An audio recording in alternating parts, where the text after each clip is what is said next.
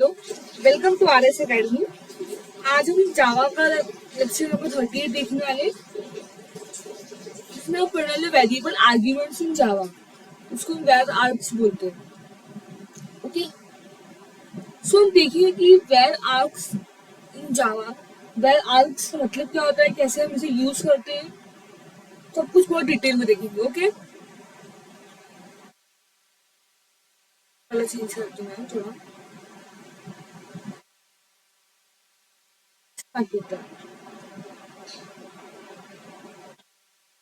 So variable argument, जिसको हम where args भी बोलते हैं इन जावा, इसमें जी क्या होता है, variable arguments in Java is a method. ये एक मेथड है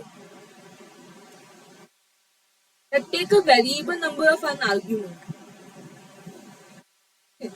ये हमारे पास डिफरेंट डिफरेंट क्या करता है, ये हमारे आर्ग्यूमेंट का बहुत सारे आर्ग्यूमेंट कलेक्ट करता है। नॉर्मली मतलब क्या है कि variable argument in Java simplify the creation of method that need to take a variable number of arguments instead of reading these definitions। ये मैंने आपको इससे लिखा है कि आप अपने एग्जाम थ्योरी एग्जाम में आपको डिफिनेशन पूछा तो आप भी लिख सकते हो पॉइंट। बेसिकली दोनों पॉइंट का मतलब क्या है मैं आपको वो समझाती हूँ हिंदी में। तो नॉर्मली क्या होता है, हम वेरिएबल आर्ग्यूमेंट यूज करें। एक्चुअली वेरिएबल आर्ग्यूमेंट क्या करता है, वेरिएबल्स आर्ग्यूमेंट को कंटेन करता है, नंबर ऑफ आर्ग्यूमेंट को वो कंटेन करता है। पहला तो मतलब ये है। सेकंड थिंग क्या होता है, हम लोग जावा में ना मुझे मेथड जो हम क्रिएट करते हैं, जो मेथड क्रिएशन है उसको सिंप्लीफाई रखना है। तो सिंप्लीफाई रखने के लिए हम क्या करते हैं, हमें ना बहुत सारे अलग अलग आर्ग्यूमेंट चाहिए। तो उसको आर्ग्यूमेंट को सब एक साथ रखने के लिए वेरिएबल आर्ग्यूमेंट बनाते हैं। अच्छा, तो पहले मैं आपको थियोरेटिकल बताती हूँ कि एग्जैक्ट इसका मीनिंग क्या है, तो आपको ज्यादा बेटर समझ में आएगा। ठीक है, लेट्स स्टार्ट करते हैं। जैसे कि इंस्टेड ऑफ डूइंग दिस, मैं क्या करती हूँ ना, एक न्यू प्रोजेक्ट बनाती हूँ, फिर उस पर मैं आपको ज़्यादा बेटर एक्सप्लेन कर पाऊंगी। Wait a minute.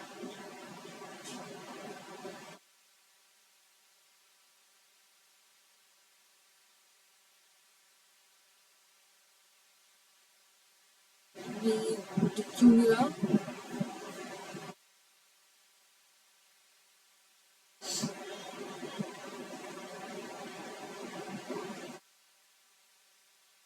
Okay, let's see. SRC पे जाके हम एक न्यू फाइल बनाएंगे, जावा क्लास। तो आज का नाम रखते हैं R S under score, lecture number 38 है हमारा, अंडर स्कोर। आज हम वेयर आर्क्स के बारे में पढ़ने वाले हैं। तो उसकी वही हम बात है, इसको क्लोज करेंगे, बाकी सारे फाइल्स ऑफ करेंगे, सिर्फ इसको जूम करती हूँ मैं और आपको समझाती हूँ कि हम कर क्या रहे हैं। ठीक है।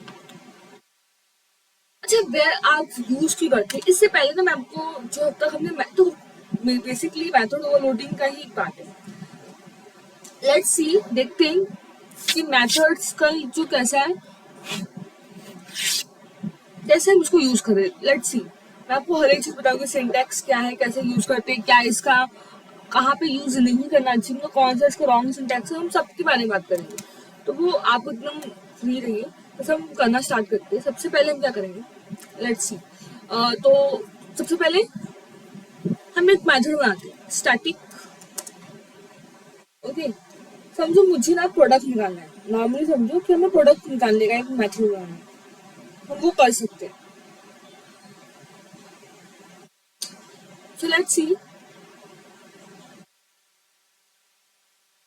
अगर हम यहाँ पे लिखेंगे मेथड जिसका नाम हम रखेंगे प्रोडक्ट, कोई भी हमें नंबर है उसका प्रोडक्ट निकालना है। ठीक है, तो स्टैटिक डेटा टाइप समझो हमने इंट रखा, प्रोडक्ट नाम का हमारा एक मेथड है। ठीक है, इसमें हम पैरामीटर पास कर रहे हैं, इंट ए कॉमा इंट बी, ये हमने पैरामीटर पास किया है। इसको डिफाइन कर लेते हैं, हमारा जो मेथड है उसको डिफाइन कर लेते हैं।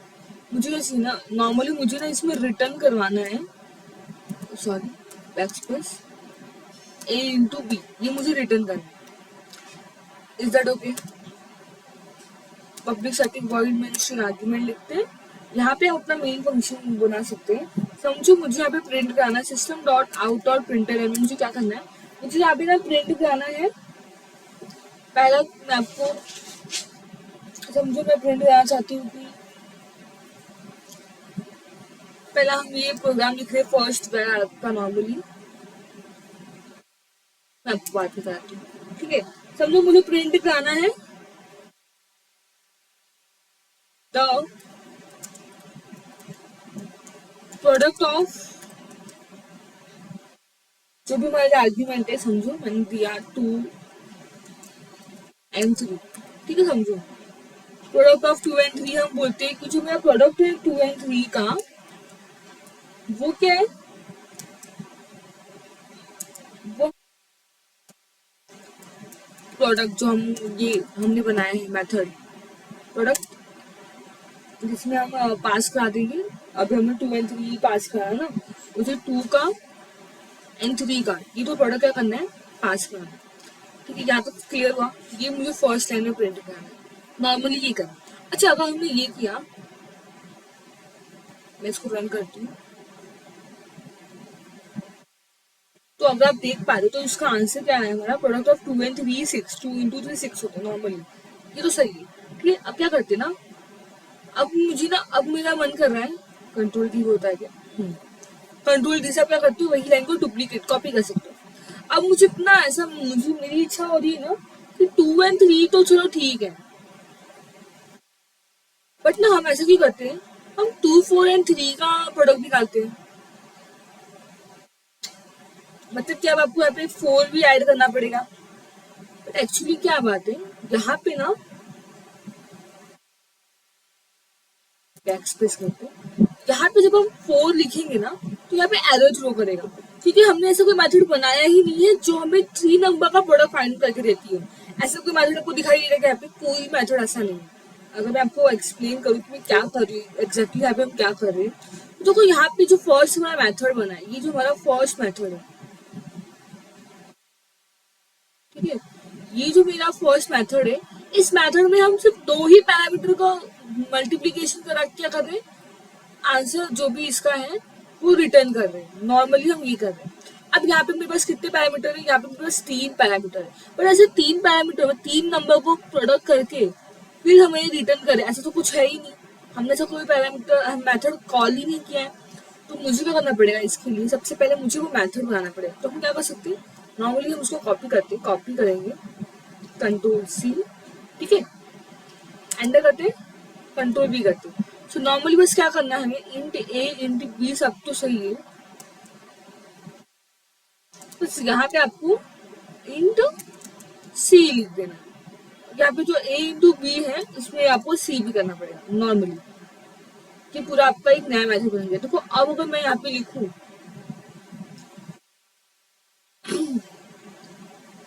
अब देख पा रहे हो ये क्या है हमारा,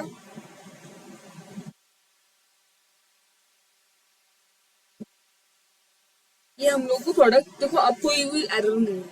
अब मैं अगर इसको डायरेक्ट रन करती हूँ तो मुझे डायरेक्ट आंसर मिल जाएगा, 2 4 8 3 24। तो आप देख लो आंसर हमारा 24 है। लेट्स सी, मैं आपको जूम कर देती हूँ, ठीक है, 24 आ रहा है, इसमें कोई इशू नहीं। बट अब तो वापस से मैंने बोला कंट्रोल डी करती हूँ, अब मैं बोलती हूँ ना कि अब ना मुझे इसका भी चाहिए, 4 नंबर का।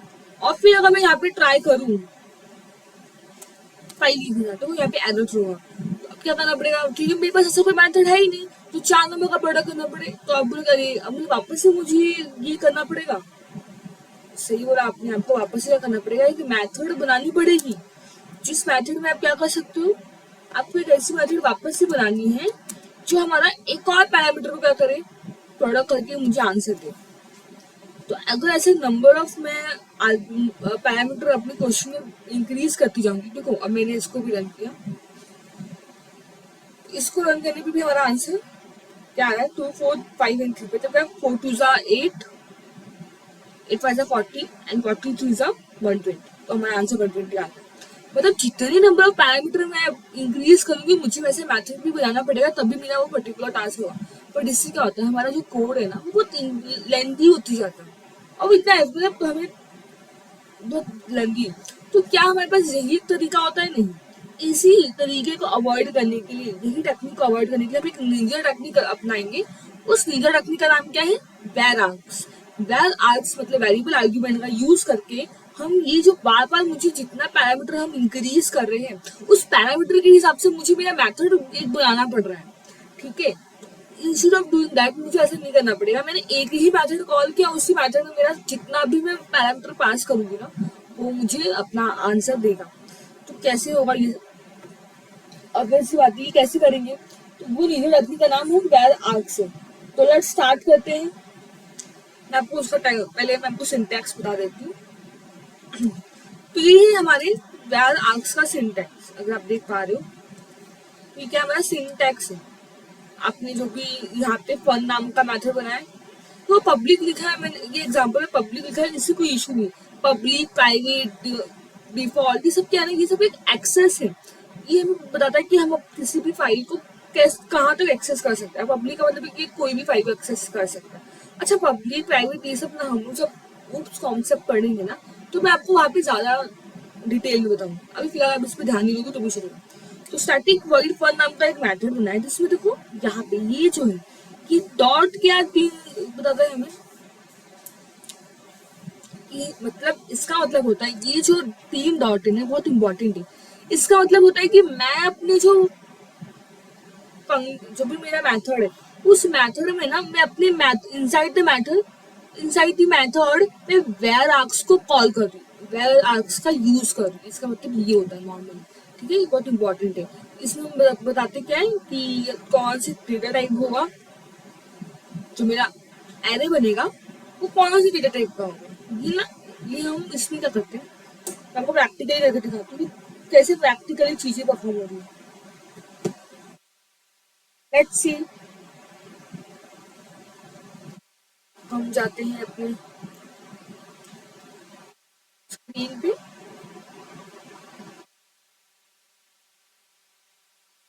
Okay, so instead of doing this thing,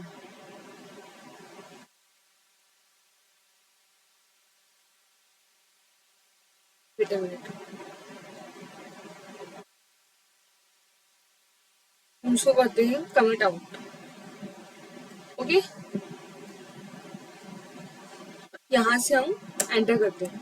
मैं आपको यहाँ से हम क्या कर रहे हैं उसका यूज करना स्टार्ट कर रहे हैं। तो पहले हम स्टैटिक वैसे जैसे हम मेथड बनाते हैं वैसे बनाएंगे। हमने स्टैटिक लिखा, फिर हम एक इंट नाम मतलब जो भी हमारा मेथड है वो इंटीजर डेटा टाइप का है, इंट प्रोडक्ट लिखा।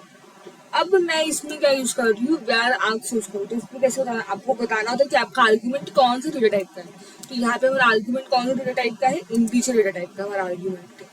फिर डॉट डॉट डॉट, ये 3 डॉट बताता है कि हम वेर आर्क्स यूज करने चाहते हैं, ठीक है। तो समझो मैंने एक एरे नाम का क्या बना दिया। देखो इस एलिमेंट का नाम कुछ भी हो सकता है। इसका मतलब क्या होता है कि हमारा जो आर्ग्यूमेंट है वो एक एरे के फॉर्म में स्टोर होते जाएगा। नंबर ऑफ आर्ग्यूमेंट आप दे सकते हो, एरे के फॉर्म में स्टोर होते जाएगा आपका। और फिर आप क्या कर सकते हो, आप अपना क्या सब कर सकते हो, आर्ग्यूमेंट देते जाओ। आपको कोई अलग से मेथड बनाने की जरूरत नहीं, एक ही मेथड में आप जितने भी पैरामीटर पास करोगे सब कुछ हो जाएगा आपका, स्टोर होता जाएगा। तो इसका लिखने का तरीका क्या होता है, इसका लिखने का तरीका ये, पहले तो मुझे एक वेरिएबल बनाना पड़ेगा जिसमें मैं अपने सारे रिजल्ट को स्टोर करूंगी। तो रिजल्ट नाम का हम क्या बनाते हैं, एक वेरिएबल बनाते हैं जिसको हम इनिशियली क्या बोलेंगे, 1 रखते हैं। क्यों 1 रखते हैं, प्रोडक्ट निकालते हैं। अगर मैं यहीं पे सम निकालती ना तो मैं रिजल्ट को 0 रखती हूँ, क्योंकि 0 प्लस समथिंग जो मेरा रिजल्ट होगा वो मुझे आंसर देगा। बट अगर मैं यहाँ पे रिजल्ट को भी 0 इनिशियलाइज कर दूंगी तो मेरा जो भी प्रोडक्ट आएगा जब वो रिजल्ट में स्टोर होगा तो 0 × प्रोडक्ट कोई भी वैल्यू देगा तो वो 0 देगा, इसलिए हम 1 रखेंगे, 0 नहीं रखते उसमें, ठीक है। तो यहाँ पे हमने रिजल्ट को 1 रखा है। और हम इसको यूज कैसे करते हैं, डायलॉग्स को यूज करने का तरीका एक ही आपका, उसको हम पहले थोड़ी देर के लिए छोड़ देते हैं। उसको यूज करने का तरीका क्या है कि हम फॉर ईच लूप बनाते हैं। फॉर ईच लूप कैसे बनाते हैं मैंने आपको सिखाया है, आप चाहे तो हमारे पहले के वीडियोस में आके फॉर ईच लूप अगर आप डालोगे बाय आर एस अकेडमी तो आपको वो पूरा मिल जाएगा। तो फॉर ईच लूप में हम फॉर ईच लूप का सिंटैक्स यूज करेंगे, हम फॉर ईच लूप लिखेंगे। पहले हम एलिमेंट बनाएंगे, तो समझो मैंने ए नाम का एक एलिमेंट बनाया, ठीक है। ये एरे को हमने उसको बोला कि और इंटे, ये इंटे क्या है, हमारा एलिमेंट है जिसमें हमने एरे को स्टोर किया है। इसमें क्या होगा आपका, बेसिकली जो रिजल्ट है, जो भी रिजल्ट है, रिजल्ट में हमारा जो ए है वो स्टोर होते जाएगा। ए में क्या स्टोर होगा, ये तो हमारा जो एलिमेंट है वो एक एरे है, जो भी एरे में जो भी हमारा इनपुट मिलेगा वो ए में स्टोर होगा, और वो ए का जो भी इनपुट होगा वो रिजल्ट में स्टोर करके हम अपना आंसर निकाल सकते हैं। इस के मामूली ऐसा आपको करना है। फिर आप क्या करोगे, इसके बाद आप क्या करोगे, आप रिटर्न करोगे। ऑब्वियसली आपको रिटर्न करना पड़ेगा क्योंकि आपका जो मेथड है वो इंटीजर है। तो हम रिजल्ट को क्या करेंगे, बेसिकली हम रिजल्ट को रिटर्न करेंगे। लेट्स से हमने रिजल्ट को रिटर्न किया, जैसे हम रिजल्ट को रिटर्न कर रहे हैं, अब आप कितने भी आर्ग्यूमेंट पास करो तो आपका एरे के फॉर्म में स्टोर होते जाएगा। जैसे अगर हमने यहाँ पे किया, देखो सब कुछ चेंज होगा सिंटेक्स। मैं इस लाइन को वापस से एक काम करते हैं, इसको कंट्रोल डी करते हैं, ठीक है। नौ में कितनी वैल्यू दे सकती हूँ मैं, इसको 6,7 भी दे सकती हूँ। बस मुझे क्या करना है, यहाँ पे ऐड करते जाना 6,7। देखो अब आपको कोई अलग सा मेथड बनाने की जरूरत नहीं है। आपका ये जो डॉट डॉट एरे नाम का है, इसमें सारे आर्ग्यूमेंट स्टोर हो रहे हैं और ये पास होगा। अब मैं इसको अगर रन करती हूँ, तो आप इसका आंसर देखिए।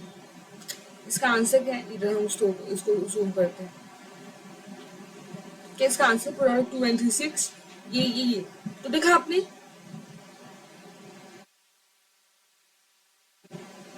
इस तरह से आपको क्या मिलेगा, पूरा इसका सवाल जो भी हमारा ये मिल जाएगा। डिटर्मिनेंट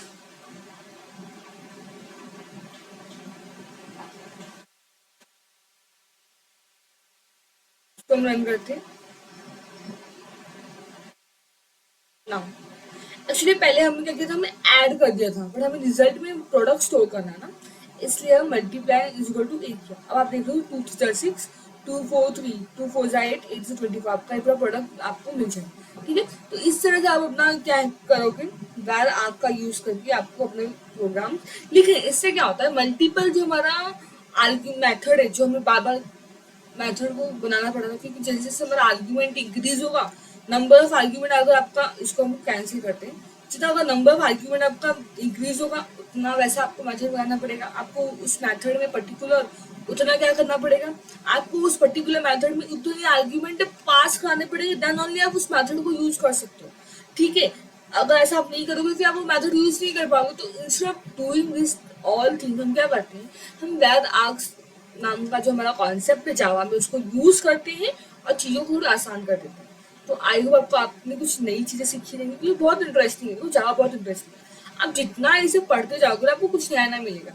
अब आप बताइए, नंबर ऑफ टाइम मुझे क्या करना पड़ा था, नंबर ऑफ टाइम मुझे ये मेथड को बनाना पड़ रहा था, ठीक है। ये मेरा टाइम कंज्यूमिंग था, टाइम वेस्टेज हुई। इंस्टेड ऑफ डूइंग दिस, हम वैद आग का यूज करके, फॉर ईच लूप का यूज करके नॉर्मली फटाक से हम टाइप कोड लिख सकते हैं, जिसमें नंबर ऑफ पैरामीटर हम पास करते जाएंगे, कोई इशू नहीं होगा, हमें हमारा जो भी रिजल्ट होगा वो मिलता जाएगा। इज दैट ओके, ये समझ में आया। अच्छा, कुछ रूल्स होती हैं जिनका जो, जैसे वो अगर हम उस तरह से अगर हमने अपना वेरिएबल आर्ग्यूमेंट बनाया तो आपको इशू दे सकता है, तो मैं आपको नेक्स्ट लेक्चर में बताती हूँ, ठीक है। अभी टाइम ज़्यादा हो जाएगा तो इसलिए आज के लेक्चर में भी स्टॉप करते हैं। आई होप आपको ये सारा कॉन्सेप्ट बहुत ही अच्छे से क्लियर हुआ होगा। जो भी डाउट है आप कमेंट सेक्शन में हमसे पूछ सकते हैं। जितना हो सके चैनल को लाइक करिए, सब्सक्राइब कीजिए, और हर एक जो भी स्टूडेंट है जिसको इसको बहुत ज़रूरत है, शेयर करो। आप जितना शेयर करोगे हमें एक मोटिवेशन मिलेगा, और हम अपने नंबर ऑफ कोर्सेज लॉन्च करेंगे जो free of cost and quality based सारे कोर्सेज होंगे, ठीक है। So thank you so much, मिलते हैं नेक्स्ट सेशन में।